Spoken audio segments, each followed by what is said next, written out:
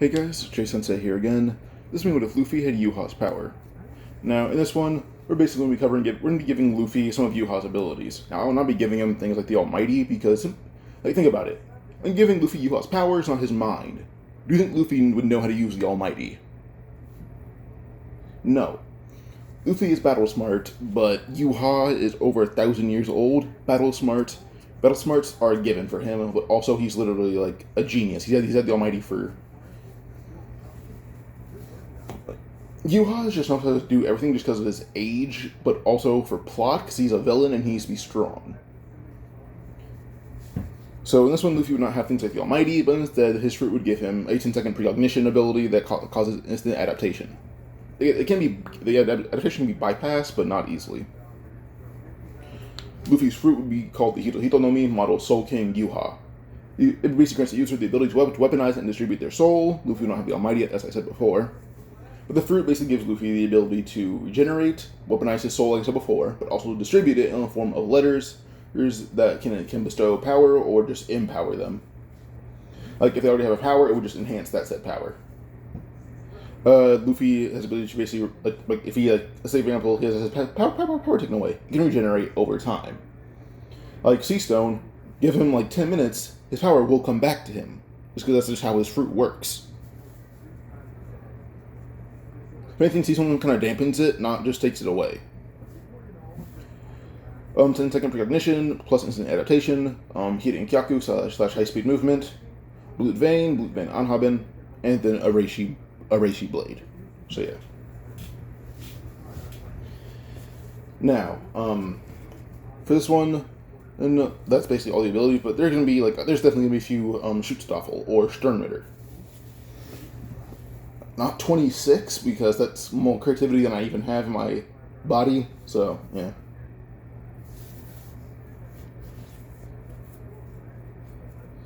But yeah. So before we start, if this isn't kind of content, watch for at least 5 minutes or leave a comment, and so the video can be pushed out to find its actual audience. Or if you want to, just like or dislike if you want to, but like or comment what you liked about the video. If you dislike it, tell me what you dislike in the comments. Also, if I talk too fast for you, put the video on 0.75 playback speed or 0.5 playback speed. Alright, now let's go. Okay. So Luffy eats his fruit, and I would say his backstory is pretty much the exact same for a while, until it comes down to him learning how to fight with Ace and Sabo. Like, he still get captured, he still gets beat up, but he regenerates very quickly, which has surprised both of his brothers. So Luffy didn't know how his fruit worked at all. But when they started regenerating, they thought his fruit allowed him to heal fast, which they thought was pretty cool. Luffy did realize that too. So as he trained with them, they did well all out against him because he could heal from it almost instantaneously. Like just like that, it would just be healed. So Luffy actually learned to kind of he doesn't not feel pain, but the feeling of it is definitely reduced. There's characters like Wolverine. He feels pain from his claws because of how old he is. It's reduced. Like he doesn't he's like, I've been doing this for 200 years. I don't feel this that badly anymore. So yeah. Luffy would eventually learn how to use a Reishi Blade when he learns how to swing a pipe around. Like once he learns how to fight with the pipe, he learns to summon a Reishi Blade. So yeah. Like he basically learns this turn with Nagari. Even though it's filler, that'd be a good way for Luffy to learn how to use Delver powers with Nagari. And when Luffy did tell Nagari, he's going to be a model Soul King. Nagari was like, all right, well, I have an ability that conquers Haki that basically involves my willpower and spirit. I'll teach you what I know about that. You can use that to enhance your power. Actually, does teach Luffy how to actually use Conqueror's Haki, which does strengthen his ability to use his Devil Fruit. So with this, Luffy would learn how to use Devil Fruit from Nagari for a little bit, and I would say that his backstory is relatively the exact same. It's just that he can use Conquerors now. So yeah. Ace and Sabo, they don't have letters. By the time Luffy learned how to do that, they both left. Or Ace left, Sabo was supposedly dead. So, yeah. Luffy did learn how to use the letters as he learned more about his fruit. He didn't awaken it, but he basically learned all the base abilities of it. If he were to awaken it, he'd basically just get infinite energy for a bit. So, yeah. Now you get Luffy who goes out to sea. And Luffy would be a bit smarter by now, just because he had to strengthen his soul, his mind, all that. He's very disciplined. He's a very disciplined character. I compare him to very similar to Zoro. So Luffy set sail. Doesn't know how to sail that well, but he can. So we just found Luffy's crew, and they want to rob him. Thing is, he kind of jumps aboard, becomes a Reishi blade, and tells them, if you want anything I have, you have to come at me. At this point, Luffy kind of wears kind of what you see on the thumbnail right here, but the jacket is or shirt's kind of unbuttoned, just because Luffy's like dressed as formally, just because this is what Nagori had for Luffy. This is what Nagori wore. Because Nagori had an outfit very similar to this, I believe. The cloak's kind of just what Makino gave him to protect him from the rain. So, yeah. So Luffy just like that, but honestly just because they're all reminders. But Luffy would fight all Vito's crew using the Reishi blade, and he pretty easily beats all of them. With Alvita, he would basically use one of Yhwach. Yhwach can fire concussive blasts. Luffy would use that to enhance his punch and set Alvita flying all the way to where he sent her in cannon. Then he brings Kobe, sails Alvita's ship all the way to Shellstown, but the Jolly Roger is taken down, replaced with the actual sail. Then they get to Shellstown, and it's a very regular arc. I would say it's a very standard story. When Luffy finds Zoro, Zoro tells Luffy, I'm not going to be a pirate. Luffy says, I hear you're a swordsman. I dabble myself. He shows off his Reishi blade and tells Zoro, well, let's fight.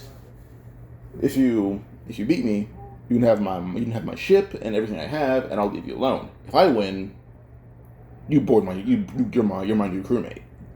And Zoro agrees to that, because it's going to be a proper sword fight. But I'll say right now, this is something that Luffy said he dabbles with the sword, not that he's an actual swordsman, so Luffy's going to pull a king thing. I hope you guys know that. Yeah. But yeah, so we go on to eventually Luffy trying to untie Zoro. And when it comes down to all Kelmpo and his group arriving, Luffy holds up his sword, fires a concussive blast, shoots them all everywhere.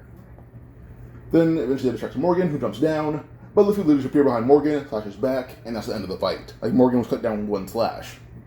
Luffy can pretty easily beat all Morgan's crew with swordplay alone, because, yes, he does dabble, he's good at dabbling. So he beats all of them, and then eventually Zoro gets his blades, Zoro recovers, and then now it's Luffy versus Zoro. Now, they do fight, and eventually Zoro and Luffy are kind of just clashing, and they're pushing each other back. But then Luffy would let go of his blade, and Zoro's confused until he's punched right in the side of the head. Then he'll flying back, and Zoro actually asks Luffy, saying, what the hell is that? That's not sword fighting. Luffy catches his blade and says, I said I dabbled, not that I'm a swordsman. Makes Zoro laugh, and she says, so, you combine your martial arts with sword fighting then. Luffy then says, now you're getting it. And him and Zoro keep fighting, Luffy using his sword to amplify his ability to use his hands or feet to kick, smack, chop, punch, whatever. Eventually, he does wear down Zoro because Zoro was previously injured, but Zoro does not take that lead. I've beaten hundreds of men while I was tired. This one guy doesn't matter. I lost fair and square.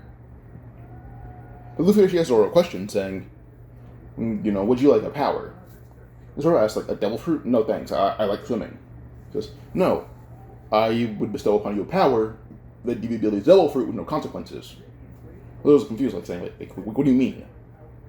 Luffy simply says, how about this? I'll give you the letter T. It amplifies your slashes. Zoro's power? Luffy's no, you slash, if you slash once, you can create 3 more. This is how Zoro, and Luffy kind of breaks down what the letter T would entail. Then he would put his hand on Zoro's back, and Zoro would have a giant T appear on his back. And then kind of just vanishes. Zoro would nod, taking this ability, and Zoro's letter is T, the Trichiliocosmon. And basically, each slash of Zoro's blades multiplies if you were to will it, meaning that if he slashes once, he can create 1 to 3 more accompanying slashes, and it keeps multiplying without really any limits. Only limit is Zoro's stamina, and even then we know that's very high, so it does not matter.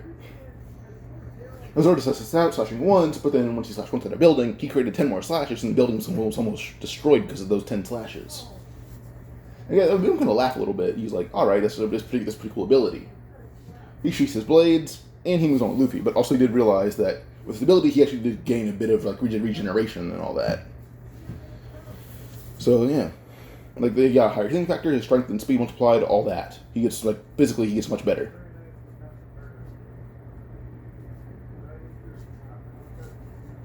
Okay, now we move on to recruiting Nami when we get to Orangetown.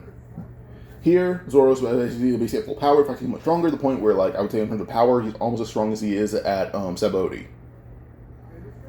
It's mainly because Zoro hasn't mastered his abilities yet. But Luffy tells Zoro, why don't you go to the island first? It's Luffy, when it came to, like, that bird, he's also on a ship, because he kind of just... He's basically able to just use, like, his reishi and just destroy the paint on it by, like, just exuding pressure on it. The paint's gone, it's literally just, like, a brown ship sailing. So when it comes to that, Luffy basically just tells Zoro, like, go aboard first. And plus, when you're that bird, Luffy literally just threw a reishi blade into it, and it died. Zoro basically leaped all the way to Orangetown, and he arrives saving Nami. He basically just jumps into the guys by accident. It does beat them, but Nami's surprised that someone jumped from where that boat is to here. So with this, it goes down to Luffy arriving eventually, but by then, Zoro had already beaten him with already a Buggy's crew because he can. This is Luffy, he's like, alright, I'll just sail the boat and dock it and tie it up, I guess. But then Zoro had already fought majority of Buggy's crew by himself, and he beat everyone but Buggy, because Zoro's ability is slashes, he can't slash Buggy. So when Luffy arrives, Zoro kind of said, my entire ability is slashing, you gave me that ability too. He can't be slashed. He says, my bad. He just hold out his hand, creates a concussive blast, fires at Buggy. Buggy did tank it, sending him back a little bit, but his arms, he just tells Luffy, I quit, that hurt. Luffy was just trying to knock down Buggy, but Buggy tanked the attack, but Buggy was, grievously hurt by that. But he gave up, and Luffy and Luffy said, how about all of you just go away? And they agreed. By then, Nami had already come off their ship, he was stealing all their money and their gold, basically stealing everything they had. Now, Nami had overheard Zoro's you gave me a power. Nami would arrive saying, what do you mean give him power? You gave him a devil fruit? You had one? So, oh no, my devil fruit allows me to give powers. And he breaks down what bestowing a letter is. And he asks Nami saying, would you like one?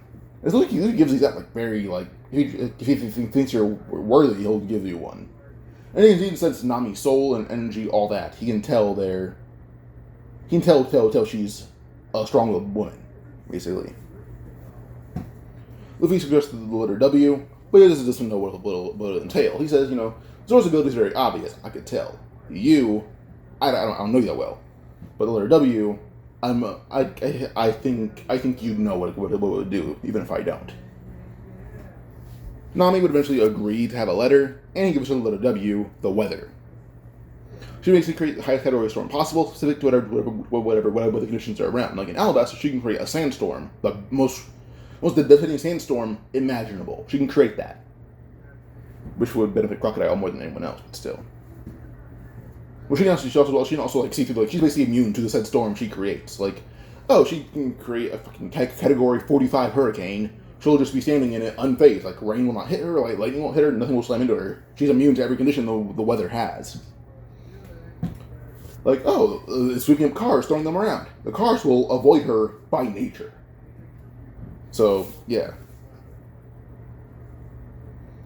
And then, if she wants to sacrifice her energy, she can create a storm as long as she knows what the storm is made up of. If she sacrifices, a decent amount of energy, she can create a very vicious storm. She can also just manipulate water, wind, and lightning. She's basically a Nell without being made of lightning. So, yeah. So, Nami would eventually be able to kind of just feel this energy, and she does test it out a little bit by basically going to the forest where the villagers are hiding, and once they're all out, and she tests out her abilities, being pretty surprised by them. And she knows she can beat Arlong now. But also, Luffy does say that, his powers can give her, not give her, but he can just revoke it anytime he wants to, no matter how far away she is. He says that because he gave her ability, he wants her to come with him, and she agrees.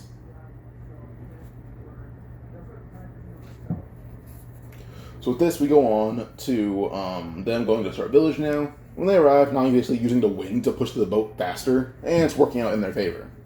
But the boat is kind of messed up because Luffy used the paint in a very harsh way, so the boat's kind of sinking when they get there.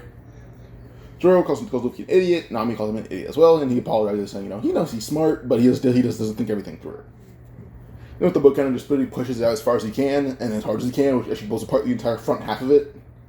And Nami calls him even dumber.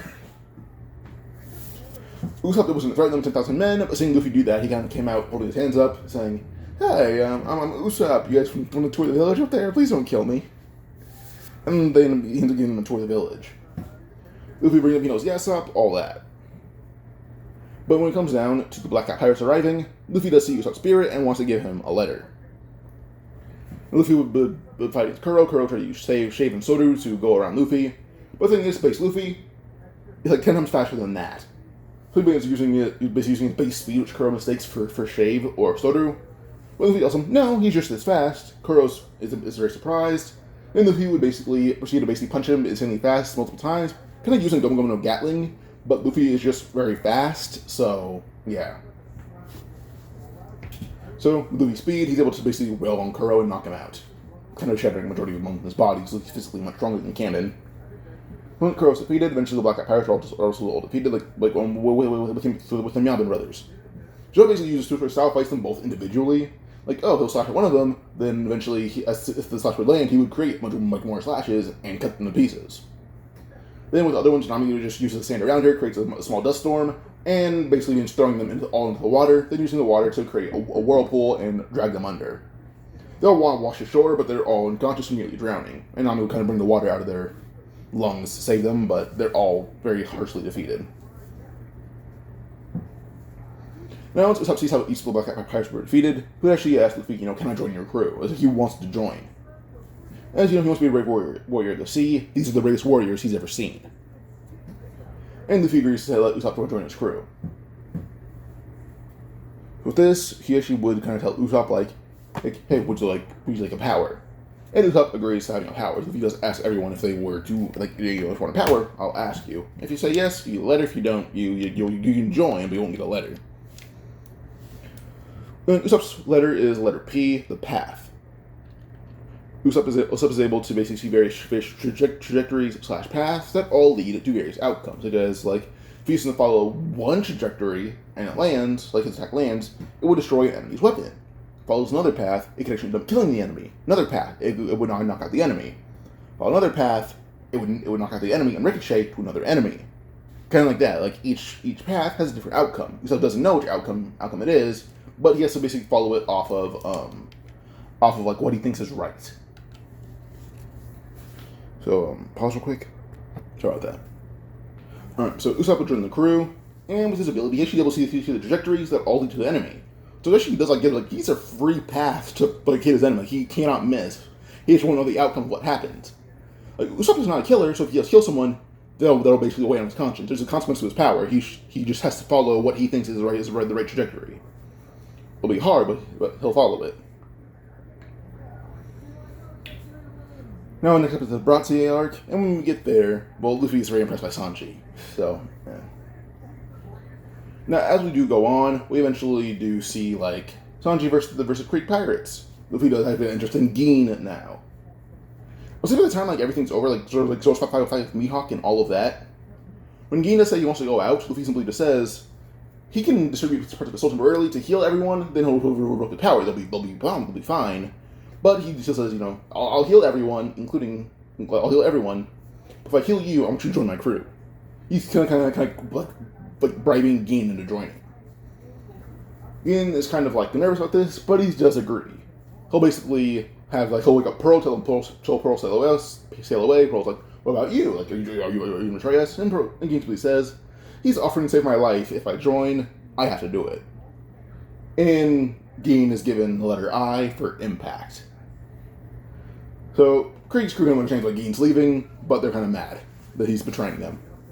So Gin uses letter I, the impact, and basically controls the impact point of the strike, such as if it hit you in the chest, you'll feel a little bit of damage, but not as much. But you have to transfer the impact point to the side of your knee, blowing apart, basically breaking your knee pretty badly.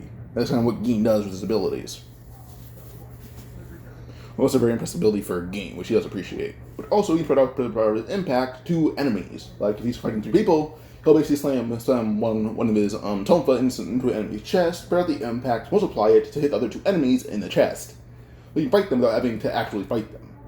So you can fight one guy and deal all the damage to them. But the thing is, the damage will only, the damage is kind of equals out the force it would take to damage the enemy. Say some guy needs 15 joules of energy to blow apart a kidney. Gin will do that damage, but then it will transfer to another enemy, and say that enemy needs 200 joules to blow apart their kidney. The damage won't be much.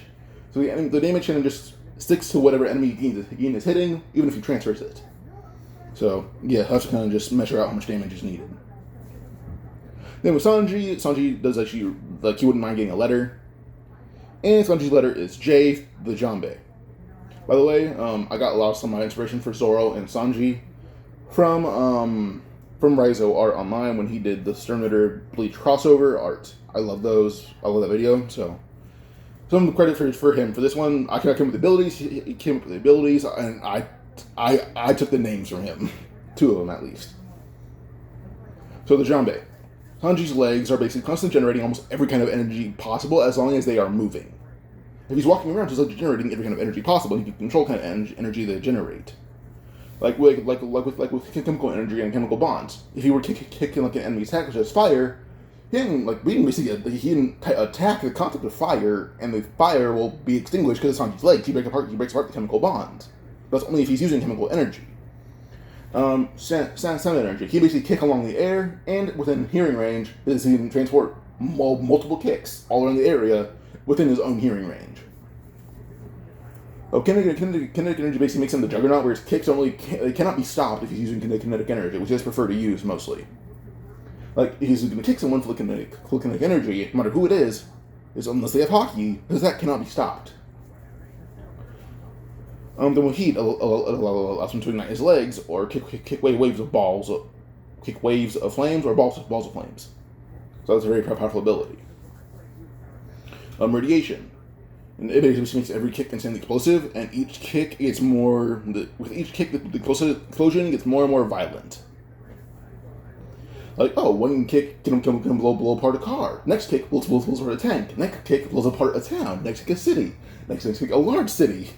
You get how that goes. And last kick, he can redirect his kicks, etc. But again, the impact, Sanji the Jambe. Then the crew goes to Arlong Park / Kobayashi. Kobayashi, honestly, Nami just simply says if crew can hang out in the village, she's gonna go handle the Arlong pirates. Sanji says, he's gonna go and spectate because it's, in case they might be troublesome, and she agrees to that. She points up to the top of Arlong Park, and Sanji just wait there. He literally just crouches down and then leaps up as hard as he can, using kinetic energy to get there in one jump. He stands at the top and just literally watches down as Nami proceeds to fight all Arlong's crew, using the wind, the water, etc. Pause. Okay, sorry about that. So with Nami, she's basically able to utilize the wind, the water, all that. The characters like Kurubi, who uses Fisherman Karate. If you were to charge water into his attacks, Nami literally takes out the water from the attacks, even if it's in the air. She just presses it and uses it for her own attack. Whenever Kurubi is basically having all of his attacks reversed on him. Like, there's attacks that require, you don't need contact, but you need, water in the air as a shockwave. Nami takes away all the water in the air and uses it to her advantage. So sometimes Kurubi doesn't need to connect, which makes him, so he just kind of looks funny when he fights. So Nami pretty easily beats Kurubi. Then it comes to Hachi. He gave up. He quit halfway through. Like, in the middle of the fight, he's like, He's kind of bitching out Kurubi, and he's kind of like the number 2, while I'm number 3. That kind of says that's where I stand. He jumps in the water and swims away. Nami can beat the majority of the crew, but Arlong is a struggle because she's kind of tired now. Now, he was trying to use the massive sword, but Sanji would jump in, and he kind of spin into the air, charging his leg, obviously, charging one leg full of kinetic energy, but also heat energy. When he lands the kick, he basically eviscerates Arlong completely, he kills him. He burned through Arlong's body. He burned him in half. He would stand up, seeing Arlong can fall in half, and he had his fro, realizing how strong he is. I just looked at his legs and just says, "What the hell did Luffy do to me?" And Nami didn't realize that he was that powerful. She knows how her ability works. She just doesn't know the length, the lengths her ability can go to. Ultra has know what their ability is. They just don't know the lengths it goes to. Zoro knows he can slash you a dozen times. He doesn't know there's an infinite amount of slashes he can create. He doesn't know if he were to slash someone one time, he can create 10 billion slashes, and they'd be cut into nothing. And Sanji doesn't know he can technically be unstoppable if you were to run. He is the juggernaut from Marvel, and then some. So yeah, the game is the only person who has a specific power output that cannot be controlled, but with enemies, his attack gets stronger. So, like, if you could fight Kaido and Jack, I'm not talking about right now, they both have hockey, he doesn't. If you know, pre-time, like post-time skip, if you were to fight them both, if he gets Kaido with them one time, he can transfer the damage to Jack. That damage would be enough to damage Kaido, who's superiorly like, way more durable than Jack. It'd kill Jack. So basically, the game's attack kind of varies in output depending on who he's fighting. He has to fight the strongest one first. So yeah. But next up, we get to Loguetown. After celebrating for 3 days on Kokoyashi. Nami simply says she's going to go with Luffy because her power will be stronger there. And they really understand why she'd go then. On Loguetown, Luffy does fight Smoker, and he would basically use a concussive blast to send to scatter Smoker's smoke. And then he just retreats into a bar where he learns about Raoul, the guy who was at Loguetown the day Roger was executed. Meanwhile, we do see Zoro, who does come across the Shigi, but he just uses one sword to block all of her strikes, and simply says, "There's no limit to my slashes. This should be a pointless fight." By the way, Zoro, he's fully healed from the Yhwach thing. He's fine. He was healed like 8 hours later. By the way, if you guys are wondering about that. Also, Yhwach is impressed by Zoro. He knows there's not devil fruit. He can tell. It's very obvious Luffy's crew doesn't have devil fruits, but if you were inexperienced, you'd assume they did. Like, if you were buggy, you'd assume they're all devil fruit users. Like you have to be like, I would say having experienced devil fruit users, you'd know. Like, you can tell Luffy is, obviously. He can't. He's the only one who cannot swim. But, yeah. But here in Ikaku, by the way, he can, run on water. He can't, stand in the air. Nami can, though. Sanji can. But, by the way, we go into the end of it, and as Luffy's, kind of leaving and running from the Marines, he actually can point out a certain someone with devil fruit energy. Luffy would pause in his run, and he turns around before using concussive blast to send everyone flying away. He walks into an alleyway where he can see a man with green hair. He sees this man, but Luffy had still had the whole execution thing, but kind of just broke out pretty easily because Sea doesn't weaken him like I said it does. Like I said, it doesn't weaken him, and literally the king gets powers back over time. He broke out, beat up Buggy. With a lightning bolt, he literally just held Buggy over his head and let Buggy be hit. So yeah, Buggy was the one who took all the damage of the lightning bolt. Luffy found a man with green hair, and it was bright green hair, not like Zoro's. Now the man is kind of praising Luffy. He's like, lightning thing, you're amazing. Your devil fruit user can overcome sea stone.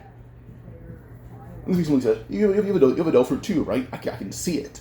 Or then he shows off his barrier ability, and then makes Luffy laugh a little bit. And then smirks, asking him, "Do you want to go out to sea with me?" Waitanamayo is kind of stunned, and he just yells, yes, I will, Luffy-sama. And he runs to the boat, and a giant barrier pushing away all of the Marines. And also everyone, run, gun the boat, fast. With his crew, he literally just, or Bartolomeo's gang, he tells him, give him all the money they have. The crew gladly does so, but the Bartolomeo runs off with the money. Nami immediately likes Bartolomeo because of the money thing. She'll forever like him for that, which does make Sanji jealous. On the boat, everyone does ask Luffy what letter he'll give Bartolomeo. It doesn't make Luffy think a little bit. He's like, what letter would I give you? He thinks for a bit and shows off the abilities. He's like, what about B? No, that's not for you. He then thinks. G, the Guardian. Bartolomeo was confused by that, and Luffy gives him the ability, and Bartolomeo sees the ability in his head. The ability is basically what I picture them learning about the abilities is kind of like from Yakuza 0, where Kiryu sees the rush shot, where Kiryu sees that. And he sees the old man doing it. He's like, oh, that's rad. Then in his head, he sees a preview of him doing that. And then that's how I see this Ross doing it. Like Nami gets a letter, she sees herself creating storms. So then he sees himself using barriers, but there's basically no limit on a barrier he can create. He can create a staircase barrier, obviously. But he can create a barrier that will with endless height and width. With barriers, he can create any kind of barrier. His imagination is the limit. One thing that's biggest barriers are hockey, but even then, it's unlikely. So when Bartolomeo sees that, he kind of laughs, saying, I'm gonna love this. As he creates a giant barrier, that directly leads to Loguetown, to Reverse Mountain, to the top of Reverse Mountain, to the top of the red line. Immediately Nami's like, "Well, you can do that?" And he says, "Yeah, I can do anything now." Nami would just bring water from the ocean, bring it up, and it rushes them all the way to the top and back down, where they completely avoid the boom. The boom's surprised by this, and eventually they do have the whole thing with Vivi and all that, but I would say when it comes to like Whiskey Peak now, this is Whiskey Peak, Whiskey Peak he can see souls. They found by the Mayo. He can see everyone here since they're malicious, but Vivi, Mr. Nine, Miss Monday, and Igaram. Miss Monday and Mr. Nine, they're a bit like evil, but they're not malicious. Everyone else here is. We pointed that out, and Zoro simply just said, "Alright, he's going to go have fun." Gin says he is too. He needs to test out his abilities and assess some training. And Bartholomew pulls out a knife, saying he's going to kill anyone who's malicious towards this god. But he goes to jump around, pretending to basically maliciously beat and Bartholomew kills people. Bartholomew will kill anyone he wants to. He basically kills anyone who's against Luffy. So just kind of sits at the door of the bar that they're in and fires just random ricochet attacks. It's not intentional, but he does. Bounces around, he does some people in the face until they're all defeated. He's ricocheting a lead ball somehow. By the time after 10 minutes, everything's done, and Bartholomew puts a dagger back in his jacket while he just pulls a barrier off of someone's face, and the barrier is just a giant spike on the end of it. And we see Zoro, who had created over 1,000 slashes unintentionally. He kind of just said, 1,000 slashes. Created 1,000 slashes without. It was a named attack. Not saying created 1,000 slashes. He did it by accident. And that turned someone into a pile of ribbons. While Gin literally saw how he can figure out how his ability worked, and he was pretty impressed by that. Then Zoro walked in saying, "I didn't know my ability had those limits, or had that ability." We kind of laughed and just said, "Yeah, your abilities, you guys just won't figure out the limits of your abilities ever. There's no limit to them aside from maybe Gin. Bartholomew, your ability definitely actually has no genuine limits unless you're not a creative person."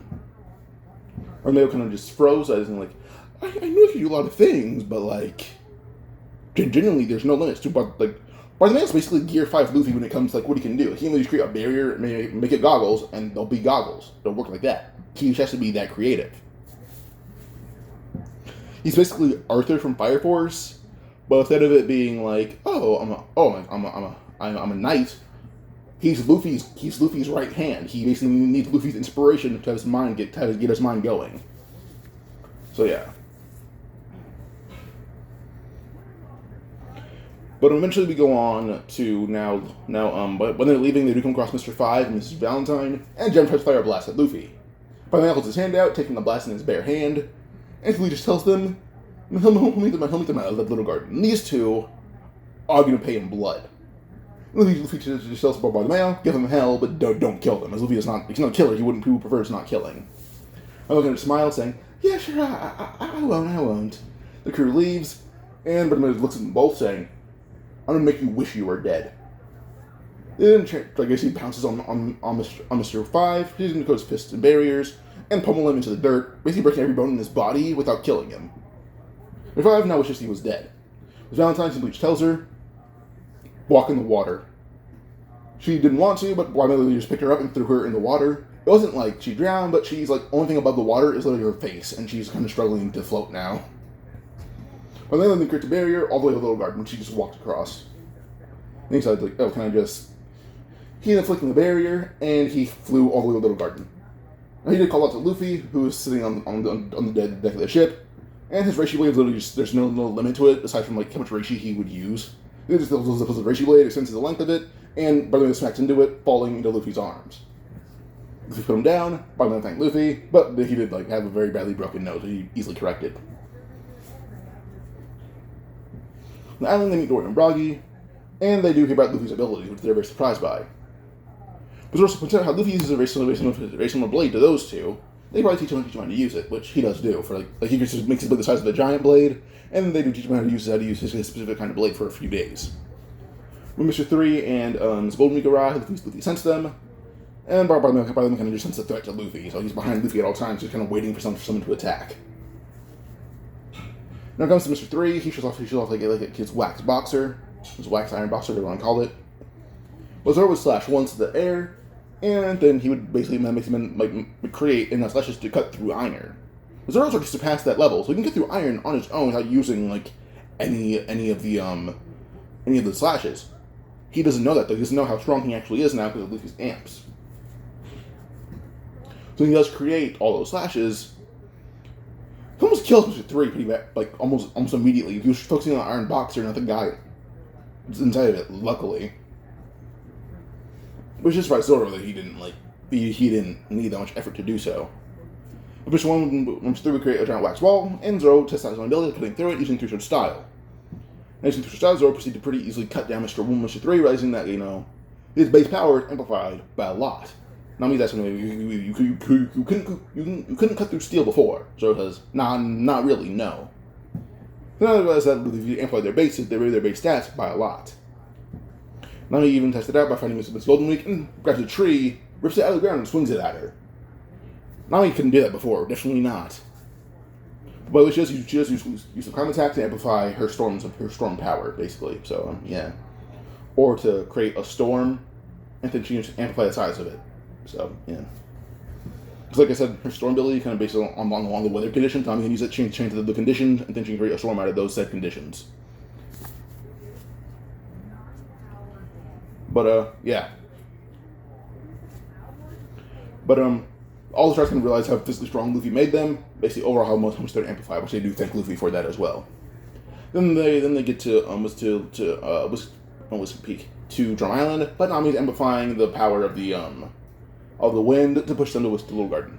This way, Nami isn't she's just so bit of a bug, but she isn't really as sick, but she's like, I could use some medicine. She's like, alright, yeah, let's go get some then. The thing is, with the long and flying the speed of the ship, they had already they got there and the same time as Ace was leaving. Luffy sends Ace and immediately just put his hand over his mouth and yelled Ace. Everyone's confused by this until they see a giant ball of flames hurtling toward them. They thought it was coming at them until they realized it's this guy. Someone who's on a boat. Back of the boat is shooting flames. Looks like a giant wall of flames. Then they see Luffy and Ace jump in the air and hug each other. Luffy says it's been a while since he's seen Ace. Ace is his older brother. They realize who Ace is, they're surprised, and Ace realizes Luffy had a new ability, which is naming people. But to everyone's shock, Ace doesn't have a letter. Before, Luffy learned how to use the letters after Ace left. Immediately he would ask Ace, what are you doing? Ace talks about fighting Blackbeard, and Luffy would actually ask Ace, do you want a letter to fight Blackbeard? Ace simply says no, but if he does lose and he finds Luffy again, he'll take a letter right then and there. He would nod, but he does actually put a mark on Ace to go find his soul, or to basically track his soul. When Ace does realize that, Ace is like, alright, cool, you have a mark on me now. Which Luffy kind of marking Ace as a Quincy, basically. So, yeah. And on Drum Island, they eventually do find Chopper and Kuraiha to buy medicine. And then it just makes it a giant barrier, staircase all the way up to, Wapol's castle. And when they're there, Kuraiha and Chopper are about to leave, and Chopper and Kuraiha simply tell Luffy and Nami and Padme to follow them for a little bit, and Chopper and Luffy talk for a bit. Now, as they talk, Luffy talks about his ability, and Kuraiha's actually very intrigued by this. She's like, so the girl can create storms, but that's not Delphi's ability. She says, no, it's just Nami ends up creating a giant snowstorm, but then dissipates it immediately, bringing Drum Island clear sky, so the first time in a while, aside from when Ace was there. Kuraiha thinks it's a miracle, but Nami would also basically create a little bit of just soccer pedals in the air, just to seem impressive, honestly. Chopper does actually seem very inspired by. Now Chopper already wants to run the crew, because Nami's ability just reminds him of, the world outside that Hiruluk talked to Chopper about. So eventually when Nami gets some medicine, she wants to leave, Chopper actually asks Luffy, can I go with you? He wants to see the world outside, and he wants medicine. He wants to create new medicines. He always tells Luffy all of his dreams, and he's basically pouring his heart out and crying to Luffy. Luffy goes down, holding his hand out to Chopper, and simply just tells him, shake my hand, and I'll bring you out to sea with me. Chopper does that, and Kuraiha will see a giant blue H appear on Chopper's back. And Luffy then says, from now on, you're the healer. And basically what Chopper can do is he can transfer his energy, or ability, to heal or cure anyone, no matter what illness or disease they have. Someone can have the most lethal poison and die in 5 minutes, and it's just that there's no cure in the world. Chopper can give them 10 minute energy, poison's gone. Chopper is the cure-all medicine now. When Luffy's like, Chopper's like, what'd you give me? Luffy says, you want a medicine to cure all things? You're that medicine. Crayon Chopper's eyes widened as Luffy stands up and tells Chopper, the ship is that way. Say goodbye to whatever. Chopper balls his eyes out crying. Now these dreams actually accomplished already. He tells Luffy can he stay here as long as he can to heal everyone. He just shrugs, saying, Nami, can you just Alabasta faster? She says, yeah, definitely. She says, looks at Bardos and he says, walk me to the boat. He nods, and Luffy comes to Chopper around Drum Island as he heals everyone that he can. By the end of it, he's exhausted, but Luffy can pick somebody like a dog and hold him on the shoulder, and then walks to the boat. Korea's actually kind of crying as she sees that Luffy helped Chopper accomplish his dream immediately after hearing it. And Luffy just kind of hugs Korea, telling her, oh, Chopper is his friend now. He'll do whatever he can to help him accomplish their dream. She smiles, tells Luffy to take care of him, and then we see the Strauss on the boat. As they're leaving, they come across Walpole, Chess, and Kuromarimo. But to their mistake, Zoro's asleep on the deck of the ship, and Walpole kind of bit by Zoro was sleeping. Well, Zoro saw that, looked at Walpole, drew up one sword, and we hear Zoro yell 10 billion slashes. Walpole's one didn't die, but his entire crew was kind of slashed out of existence. Like, completely out of existence. It's not the point where they're not remembered, but there's no evidence they ever existed. Walpole kind of just froze and simply just said that he'll apologize. He kind of he rebuilt the ship and then left. So yeah. Now Walpole's just a homeless bum on Drum Island. Nami says the ship's pace, they get to Alabasta on time. But when they get there, they're also met by Ace. Ace had gotten there at the same time that they did, and that's with Nami accelerating the speed of the wind.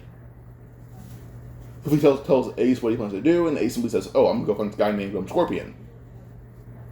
Alright, so with this, Luffy looks at his crew, telling them he's going to go find Ace, he's going to go help Ace. That's where, that's where they should go. He just says, go wherever. Just, Vivi, you know how to get in the city? She says yes, and he says, follow her. Bardo, come on, let's go. Bardo nods, running to Luffy's side, and Gin just shrugs where he should go, but Luffy tells him, follow whoever you want. And Gin decides to kind of just stick with Sanji. Luffy, Ace, and Bartolomeo found Scorpion, but Luffy can easily tell this is not the guy who caught Blackbeard. So that Scorpion is trying to tell them what the point of him doing this was. Luffy holds out his hand in front of Bartolomeo, but then Luffy tries to take a cash, and he just tosses it in the face of Scorpion, telling him, "Alright, go have fun now." Scorpion just froze as Luffy and Ace and Bartolomeo head to the Straw Hats. While they're walking, they're confronted by Robin and Crocodile. When this happens, Crocodile is just trying to fight Luffy, but he fights Ace instead, and Ace is the one who beats Crocodile. Because he attacked all of them, but mainly Luffy, but still. So Crocodile's beaten by Ace, which didn't take too long. And then Robin, Luffy just asks her, oh, should I fight you instead now? She says no. Crocodile only used her as an object. She wanted to find the poneglyph. Luffy says, "Oh, what's that?" She goes, Ace explains what the poneglyph is, and Robin tells them there's one here. They go find the poneglyph, and Ace reported down and literally sent it to Blackbeard. Not Blackbeard, I mean to Whitebeard. But then, as they're going around, eventually Robin does actually get to know Luffy. He gets to know her, and she would ask her, would you like to join my crew? And he tells her what he does to his crew members, and with the abilities and all that. And she agrees to get a letter. The letter that she gets is B, the Blossom. She basically says the Hana no Mi, but she basically says the Hana no Mi, but if you can imagine it awaken, she basically has that. She basically can she can swing her arm upwards, and out of the ground will come a giant hand that is doing whatever she's doing. She's just if she wants to create a fist to punch someone, she has to punch the air, kind of like that. She'll blossom any part of her body off of whatever she can see. But also, she can more or less just create a clone that acts as predominant with Robin. The clone kind of holds in place and uses the Hana no Mi. Well, Robin doesn't need to do that. So, yeah. So with this, I would say the arc's pretty easily handled. When it comes to like Smoker, the crew handles him. And then when it comes down to Mr. One and Zoro, one sword style, 2 slashes, easy. Miss Doublefinger, Sandstorm, lift her in the air, drop her from 1,000 feet, easy. Mr. 4, Usopp, ricochet a rock off him and hit him in the eye, he'll quit, easy. Miss Valentine, Miss Merry Christmas. Chopper has to fight her the same way he did in canon. The healer doesn't really do much for combat abilities. All it does is kind of make Chopper immune to getting sick or diseases. Or poisons, yeah. The bomb, when it comes to that, Ace kind of just flew it into the air by basically finding things at his feet, and then when it blew up, he was unfazed. So, yeah. Or Sanji could have just kicked it in the air and then kicked it as high as he possibly could. And then his feet can kind of just take the damage as long as they're moving. So, yeah. This one, when it comes to the crew leaving, Bone Clay to sacrifice himself. In fact, he joins the crew instead. But with this, I'm going to end this part here. Hope you guys enjoyed. Like, subscribe for more. Sorry for stuttering so much. This is a video I'm very passionate about, so I get excited about it. But this is part 1. If you guys enjoyed, like or subscribe or comment for more. Comment any questions you have about the video. I'll answer them. Adios.